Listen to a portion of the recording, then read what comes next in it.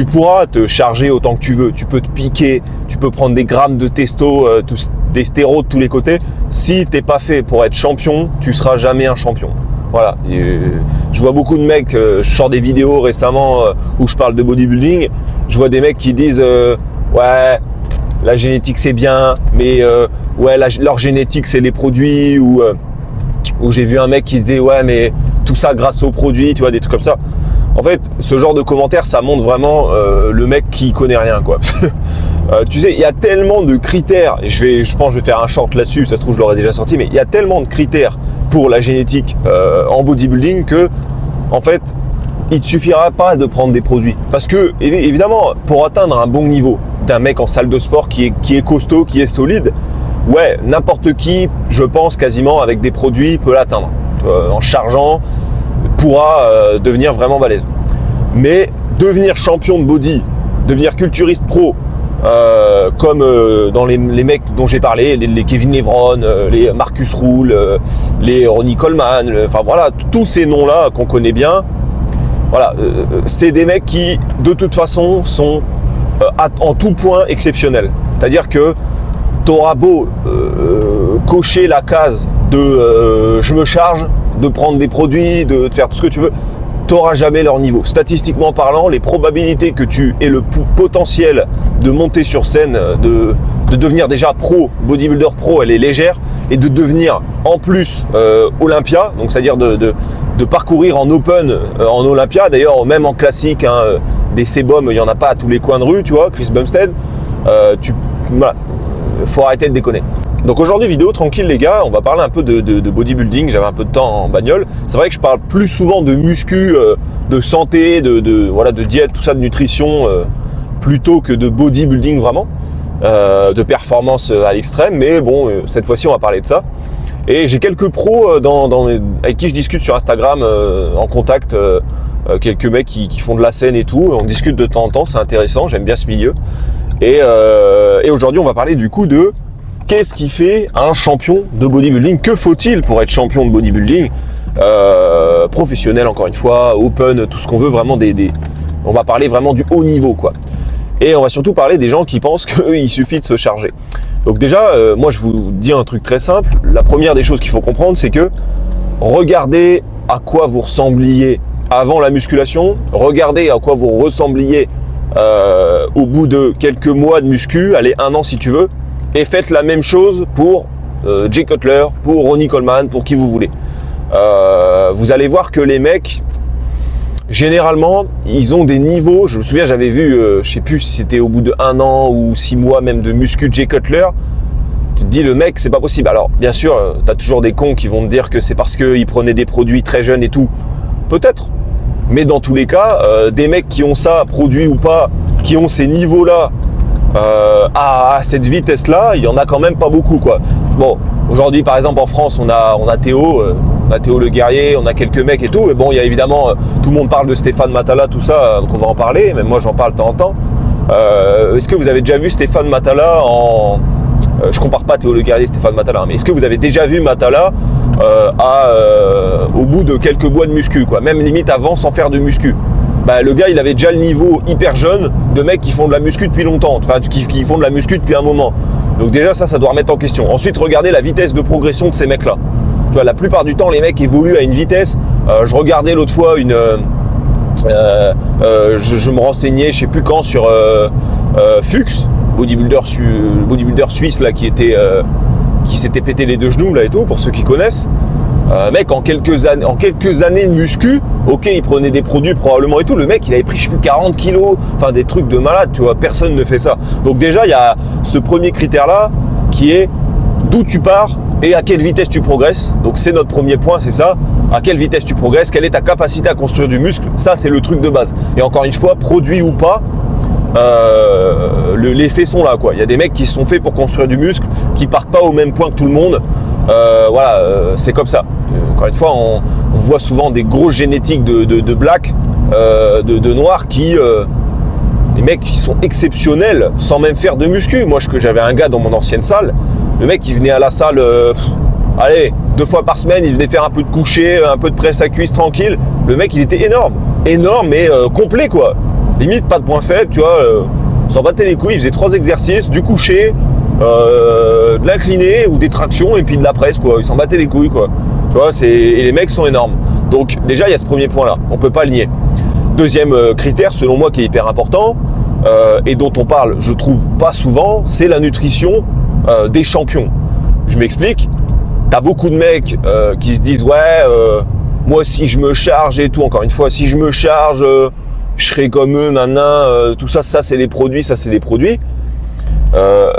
les gars, est-ce que vous savez tenir une diète propre à 4-5 000 cales hors saison? Je dis pas que c'est tout le monde, mais est-ce que vous savez manger 5 000 cales pendant des mois pour maintenir 130, 140 kilos, ou je sais plus combien il faisait là, j'avais entendu parler de ça dans plusieurs podcasts de Florent Poisson et tout, même Théo Le Guerrier, tout ça. Est-ce que vous savez bouffer des quantités, et encore, pas tout le monde, mais est-ce que vous savez bouffer en quantité de grosses assiettes tous les jours, plusieurs fois par jour, pendant des mois, voire même des années pour prendre de la masse?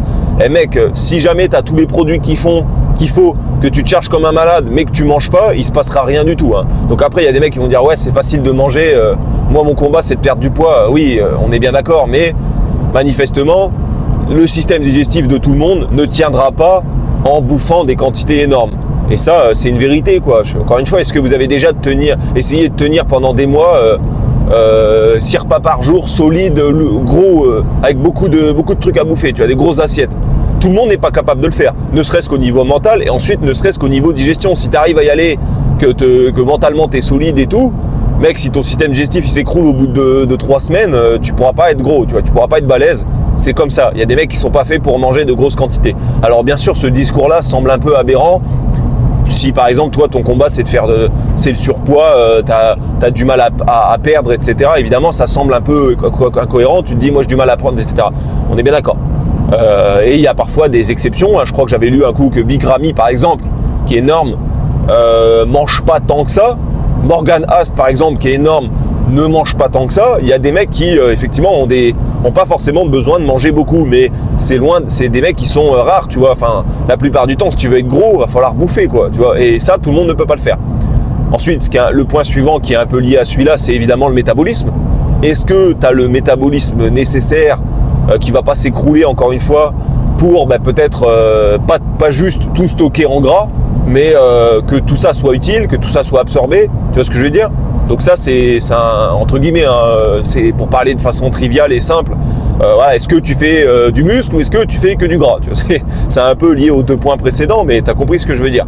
Et ça, encore une fois, il y a des gars, vous connaissez tous des mecs qui bouffent kebab, qui bouffent trop, etc. Ils prennent pas de gras, tu vois. C'est jusqu'à un certain point, on s'entend, mais c'est un facteur important. Point suivant, évidemment, c'est l'entraînement.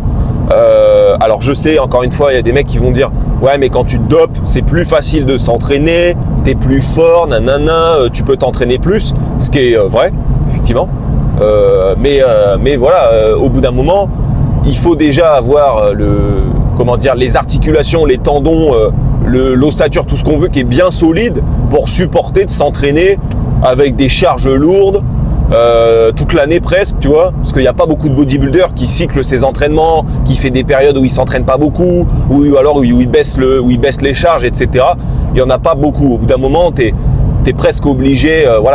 La plupart des body pro, les mecs ils chargent les barres et ils y vont, quoi. Tu vois, c'est presque obligé. Et même en ayant des mouvements propres et tout, dans tous les cas, tu seras obligé de pousser, quoi, si tu veux construire du muscle. Donc à ces niveaux-là, il n'y a pas de blabla et donc tout le monde ne pourra pas supporter ça. Entre ceux qui vont se déchirer très rapidement, ceux qui vont crever de tendinite partout, qui vont plus avoir de genoux, plus avoir de dos, plus avoir d'épaule, tu vois, tout le monde n'est pas fait pour la muscu lourde, quoi. Ça c'est un fait, c'est réel. Tout le monde n'est pas fait pour ça. Ensuite, évidemment, tu as toutes les composantes de récupération. Bon, c'est lié, la récupération tendineuse, articulaire, tout ça, mais tu as aussi la récupération nerveuse. Est-ce que tu arrives à enquiller tout ça, tu vois ce que je veux dire? Donc, l'entraînement n'est pas fait pour tout le monde. Il y a des mecs qui ont plus ou moins de récepteurs à la douleur aussi. Ça, c'est un fait. Je crois que Usain Bolt, c'est un peu ça aussi. Il y a beaucoup de champions dans beaucoup de sports qui perçoivent la douleur différemment du commun des mortels. Tu vois, c'est aussi des critères importants. Donc, c'est pour ça d'ailleurs qu'on a beaucoup de qu'on a eu pas mal de bodybuilders. Un des gros derniers en date, mais finalement ils sont tous un peu dedans, c'est Tom Prince qui est mort il y a 2 ans, un truc comme ça, un peu plus peut-être. Tom Prince qui se gavait d'antidouleurs et tout, d'opioïdes machin, parce que voilà, les mecs en peuvent plus, ils ont mal partout, parce que quand tes pecs, tes épaules ils grossissent, mais t'as des tendinites de partout, qu'est-ce que tu fais? Est-ce que t'arrêtes? Ou est-ce que tu vas pas à la compète? Ou est-ce que tu prends un antidouleur? Et le truc, c'est que dès que tu commences là-dedans, c'est hyper addictif et tu finis par prendre que ça. Je suis quasiment sûr que tous les mecs qui vont à Olympia sont gavés d'antidouleurs parce que voilà, quand tu pousses le corps à ces extrêmes-là, tu vois, c'est pareil, normalement tu ne déchires pas un muscle sans douleur précédente, tu vois, sans avoir mal avant, sans que ça prévienne et tout. Enfin, c'est quand même assez rare, à moins d'une barre, d'un max comme ça, mal contrôlé, tout ça. Mais la plupart des bodies qui s'arrachent, en réalité, normalement, tu le sens avant. Donc, soit ils ont un peu mal, soit ils sont sous antidouleur à balle et ils sentent rien, tu vois. Donc ça, c'est le point suivant, c'est l'entraînement. Est-ce que tu vas réussir à t'entraîner de 1 assez, de 2 assez longtemps, c'est-à-dire sans avoir de problème, et tout simplement à continuer de progresser sans avoir de graves problèmes de colonne vertébrale, d'épaule et tout quoi. Donc ça c'est le point d'après. C'est pas encore une fois pas donné pour tout le monde. Je vous laisse vous entraîner comme je l'ai dit dans un réel récemment. Va t'entraîner comme Kevin Levron, va t'entraîner voilà comme je sais pas qui s'entraînait. Va t'entraîner comme Bertil Fox, tous ces mecs là. Gros, tu vas pas faire long feu, tu vois. Alors bien sûr, Bertil Fox ça va parler à personne, mais c'est un vieil exemple. Mais voilà, tu pourras pas t'entraîner comme ces mecs, de toute façon. C'est le premier qui vient en tête parce que j'ai vu une vidéo de ça tout à l'heure. Donc voilà un peu cette histoire d'entraînement. Il faut réussir à supporter les entraînements, même si tu coches tous les critères avant, tu pourras pas. Si tu peux pas encaisser les entraînements, que tu te blesses, tu n'iras nulle part. Maintenant vient la fameuse question des produits. Et là, c'est hyper intéressant d'en parler, je trouve. C'est ce qui m'a donné envie de faire la vidéo. C'est un peu ce qu'on peut appeler une génétique produit. Je vois beaucoup de gens, encore une fois, qui se disent « Ouais, lui, il est chargé, lui, machin, lui, truc, tu vois. » C'est vrai qu'il y a beaucoup de dopés, on est bien d'accord. Mais ce qu'on voit, les mecs qui sont vraiment, vraiment costauds, qui vraiment, on va dire, sont bodybuilders, c'est des mecs qui, de toute façon, prennent des produits. On est d'accord. Mais ça fait pas tout. C'est pas parce que tout le monde prend des produits que le fait de prendre des produits t'amènera à ce niveau. Pour une raison très simple, c'est que tout le monde n'a pas les mêmes récepteurs, tout le monde n'a pas le même système hormonal, tout le monde n'a pas le même système immunitaire. Il y a des gens qui tombent malades tous les 2 mois, il y a des gens qui ne sont jamais malades. Il y a des gens qui ont naturellement une grosse testostérone, il y a des gens qui naturellement n'en ont pas. Il y a des gens qui vont prendre un médicament, vont avoir des effets secondaires facilement, et il y en a d'autres qui n'auront aucun effet secondaire. Donc c'est pareil pour ceux qui prennent des drogues et tout, il y a des mecs qui n'auront jamais aucun problème et il y en a d'autres, ils prennent une fois une drogue, ça y est, ils font un gros problème de cœur, un gros problème de je sais pas quoi, de poumon, de machin, j'en sais rien. Voilà, et ça c'est exactement la même chose pour les produits. T'as des mecs qui prennent des produits qui ne vont avoir absolument aucun problème, t'as des mecs qui prennent des produits, ils vont avoir que des effets secondaires, que des effets de merde, tu vois, donc ça c'est hyper important et c'est oublié de beaucoup de gens. Une des raisons, un peu à la manière de l'entraînement dont on parlait juste avant, une des raisons de par exemple des grosses carrières dans le bodybuilding, comme des Dexter Jackson, des mecs comme ça qui sont dans le circuit depuis très très longtemps, bon déjà c'est des exceptions, mais surtout c'est des mecs qui supportent les produits, parce que quand tu prends pendant des dizaines d'années des stéros, faut que ton corps il les supporte, hein. Tu vois, la plupart des gens ils auront des gros problèmes avant. Donc après je veux bien, on va me dire oui prenez moins que tout le monde, machin, c'est pas le sujet. Le sujet c'est que dès tu t'injectes quelque chose, tu prends un médoc finalement à haute dose pendant des années, voilà, la plupart des gens vont avoir des problèmes. Donc faut avoir une génétique, un corps qui finalement c'est un peu le hasard hein, derrière tout ça, mais qui va supporter ça, qui va supporter ce que tu lui fous dans la gueule. Donc tu auras beau prendre tous les médicaments pour contrer les effets secondaires, faire attention, machin. Voilà, dans tous les cas, il y a des gens qui ont des effets secondaires facilement, d'autres qui en ont pas. Et une des raisons aussi, finalement, qui fait qu'un mec va aller à très très haut niveau, tous les gars qui sont à Olympia prennent des produits depuis très longtemps. Donc il faut forcément supporter les produits pendant très longtemps. Donc ça, c'est sans même parler, encore une fois, de tout ce qui va autour, d'antidouleurs et tout. Il faut supporter tout ça, comme j'ai dit juste avant. Donc ça, c'est un point très important. Et ensuite, au-delà de juste supporter, il faut réagir aux produits. C'est pareil, pour ceux qui, encore une fois, sont un petit peu dans le milieu, sont un peu conscients de tout ça et et ont un pied dans le bodybuilding, on va dire, vous savez bien que un mec peut prendre des produits, peut prendre une testo par semaine, peut prendre même une tous les 10 jours. Il y a des mecs qui vont réagir super bien. Il y a des mecs qui un sustanon comme ça par semaine. Les mecs, ça y est, pendant 3 mois, le mec il prend ça, le gars il a pris 10 kilos. Tu vois, il y a des mecs comme ça, ils prennent 10 kilos comme ça avec des petites doses. C'est un fait, c'est réel. Donc n'en déplaise à certains qui se chargent comme des malades, qui se disent que c'est pas possible que des champions prennent pas énorme et tout, machin. C'est une vérité les gars. Le monde amateur, le bodybuilding amateur, si vous avez des contacts là-dedans, vous savez très bien que les mecs se cherchent comme des oufs. Ils se cherchent parfois plus que certains pros. Donc c'est réel. Il faut pas se voiler la face.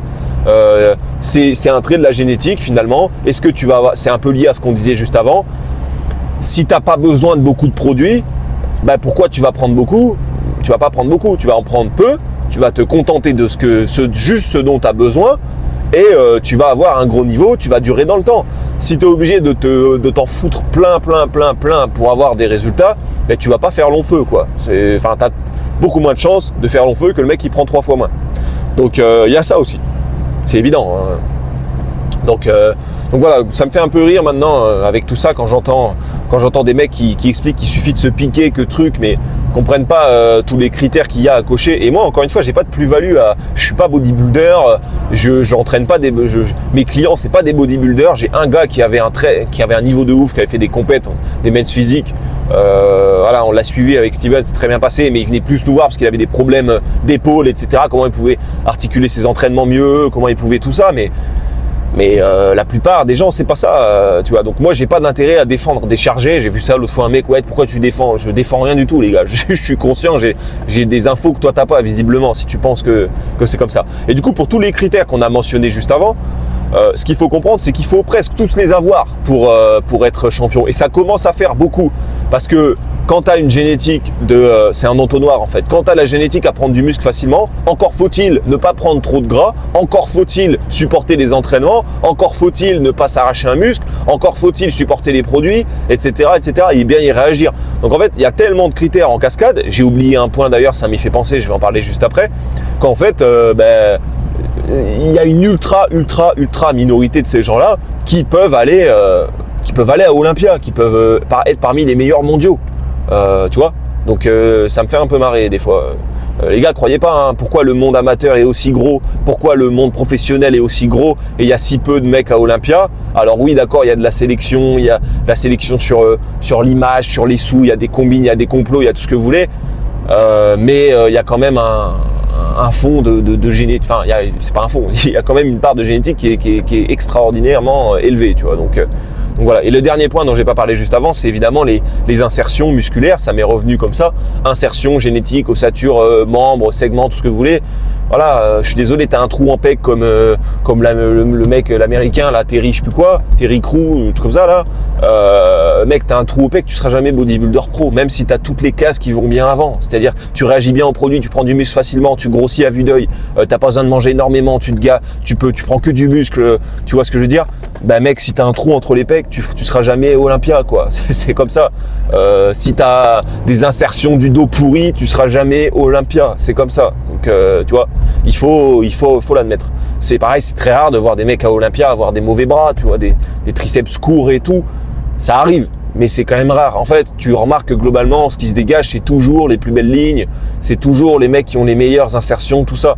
Donc, on parle vraiment d'insertion, mais t'as un problème qui traîne, une merde qui traîne, genre tu t'es arraché un truc quand t'étais gauche, j'en sais rien, t'as un problème de dos, t'as une maladie génétique, un truc, ouais, tu pourras pas faire bodybuilder pro, tu vois, tu pourras pas, quoi, c'est comme ça. Donc, et c'est éliminatoire, mais il y a plein de choses qui sont éliminatoires dans la vie. Tu peux pas aller à l'armée si t'as des problèmes, enfin je sais plus, l'armée de l'air ou quoi, tu peux pas y aller si t'as des problèmes de vue, enfin c'est le premier truc qui me vient en tête, mais t'as beaucoup de critères éliminatoires dans toutes les disciplines. Tu vois, t'es tout petit, tu pourras probablement pas être un basketteur de très haut niveau.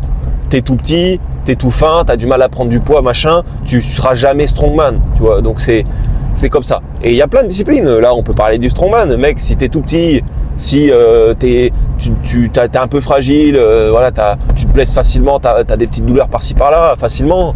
ben gros, tu pourras pas être strongman, tu vois, tu seras pas strongman. Donc c'est le bodybuilding, c'est exactement la même chose. C'est un sport à haut niveau quand il est pratiqué où tout compte, comme dans n'importe quel sport.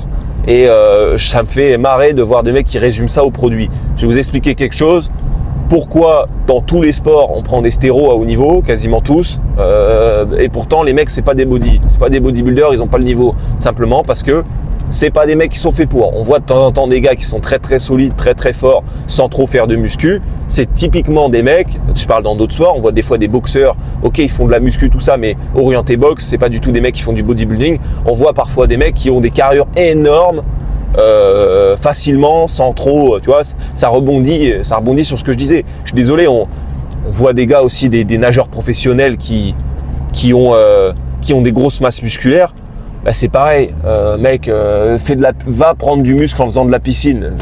Personne ne prend 20 kilos de muscle en faisant de la piscine, tu vois, c'est en faisant de la natation. C'est encore une fois des mecs qui ont des bonnes génétiques pour le sport de manière générale. Bodybuilding, faudrait voir, mais voilà, il y a ce critère-là est important aussi de prise de masse musculaire, on le voit très bien. Donc voilà un peu ce que j'avais à dire. Et mon message, il est assez simple, ne vous voilez pas la face. Ne pensez pas qu'il suffit de se prendre des produits pour ça, parce que tu vas être tenté de le faire en plus. Je suis pas là pour avoir un discours ne te dope pas mon petit machin, pas du tout mon truc. Déjà c'est pas ma niche, encore une fois je communique pas trop là-dessus. Mais vous aurez beau prendre tous les produits que vous voulez, si vous n'êtes pas prédisposé à ça, la solution c'est pas d'augmenter les doses, c'est pas de se charger. Si tu étais prédisposé à être champion de bodybuilding, tu le saurais déjà. Parce que tu aurais pris de la masse sans rien faire, enfin en faisant très peu de trucs, tu n'aurais pas eu besoin forcément de faire de diète, voilà, tu sens que tu es fort, tu sens que dès que tu accélères un truc, ben boum, dès que tu changes un repas, Steven il est comme ça, tu vois, enfin je dis pas que c'est le nouveau Chris Bumstead, mais voilà, on lui change un repas, il grossit tout de suite, ça réagit tout de suite. Tu changes un exo, un truc, tout de suite ça marche, tu vois, c'est comme ça. Si t'es pas comme ça, tu pourras pas prétendre à quoi que ce soit. Et je sais que c'est dur à entendre, hein, voilà, mais c'est la majorité des gens. N'oublie pas que c'est la majorité des gens. Donc voilà un petit peu pour répondre à tous les mecs qui m'ont mis les messages de ça. Je suis, ouais, tout ça c'est les produits, tout ça c'est les produits. Les gars, je veux pas donner de mauvais conseils, mais chargez-vous et vous verrez quoi. Si vous en êtes réduit à ça, si vous pensez que tout est une histoire de produits. Chargez-vous, mais bon, le truc c'est que tu vas te charger, tu n'auras pas de résultat et tu vas dire que les autres ils prennent plus que toi. On sait comment ça se passe et vous savez très bien, ceux qui ont un pied dans le body amateur, vous savez très bien que c'est comme ça que ça se passe, qu'il y a énormément de mecs qui sont chargés comme des malades, qui n'ont pas de niveau, c'est comme ça, ils n'ont pas de niveau, mais c'est pas grave en fait, faut l'accepter, la vie c'est pas le bodybuilding, si c'est ta passion malheureusement, tu mourrais d'envie de faire ça, que tu avais envie de monter à Olympia, bon désolé mais voilà, tout le monde ne sera pas Usain Bolt, même en faisant la même chose que lui, en étant aussi déterminé que lui. Tout le monde ne sera pas Manodou, j'en sais rien. Tout le monde ne sera pas Strongman. Je pense que c'est encore plus sélectif. C'est comme ça les gars. Donc voilà. Voilà un peu ce que j'avais à dire pour le body. Il commence à faire nuit. Je sais pas si vous remarquez, mais l'autre fois j'ai publié une story pour finir là-dessus. Sur des commentaires TikTok, je vois des fois des mecs sur TikTok, c'est le pire. Hein. J'aime bien parce que ça, voilà, je fais des deux, moi je fais des vidéos tranquilles, des fois des vidéos pour un peu exciter les gens, titiller les gens et ça marche assez bien. Enfin, ça dépend, c'est pas un flex, hein, c'est juste que des fois je veux piquer les gens et les faire aller dans le sens dans les commentaires et les gens ils y vont à pieds joints quoi. Donc c'est assez marrant à voir, mais c'est gangréné quoi. TikTok c'est un truc de fou. Il y a des gamins de 14 ans, enfin des mecs désolé si vous avez 14 ans, mais il y a des gamins qui parfois, je parle de ces mecs-là, hein, qui parfois sont complètement hautains, délirants, ont l'impression de tout savoir et tout. C'est un truc de fou. T'insultes ta grand-mère, enfin les mecs ils t'insultent derrière un écran alors qu'il a 12 ans, tu vois. Enfin c'est des trucs. C'est le problème de TikTok, c'est le coût de beaucoup de visibilité, quoi. Entre guillemets, c'est ça. Instagram, c'est nettement mieux. Et évidemment, YouTube, il y a quasiment jamais de commentaires négatifs. Donc c'est très bien. Ça fait plusieurs échelons. Ça me pose pas vraiment de problème. Moi, j'avoue, juste un truc, hein, les mecs qui mettaient des commentaires négatifs, vraiment des mecs qui insultent et tout, pas genre quelqu'un qui dit ouais j'aime pas trop tôt. Tu vois, encore un mec qui vient sur un commentaire et dit ouais j'aime pas trop ta façon de voir les choses et tout. Pour moi, tu te trompes là-dessus, machin. Franchement, je dis ok, pas de problème. Ouais, bah, t'as le droit de pas être d'accord. On peut en discuter si tu veux. L'autre fois, j'ai discuté avec un mec sur Instagram qui était pas d'accord avec un truc. Quand j'ai le temps, je prends le temps de répondre. Mais des mecs qui insultent, je dis qu'est-ce que ça va te servir? Ça va t'apporter quoi? Et franchement, moi, ça va même pas me blesser. Moi, ça me fait rire de voir des trucs comme ça.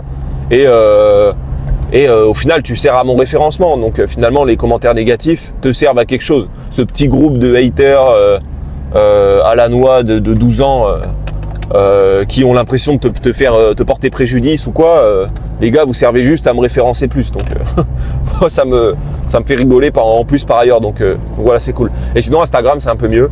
Et puis j'ai plein de messages très très sympas, très très gentils dans les DM Instagram, même si j'en demande pas. J'ai beaucoup de gens qui me remercient, qui m'envoient des messages et tout. On m'envoie depuis que j'ai commencé à parler un peu de conneries avec des réels pour troller un petit peu, j'ai des gens qui m'en envoient et tout. J'ai des bons retours là-dessus.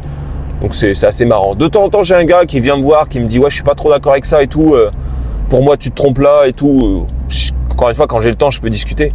Je le fais.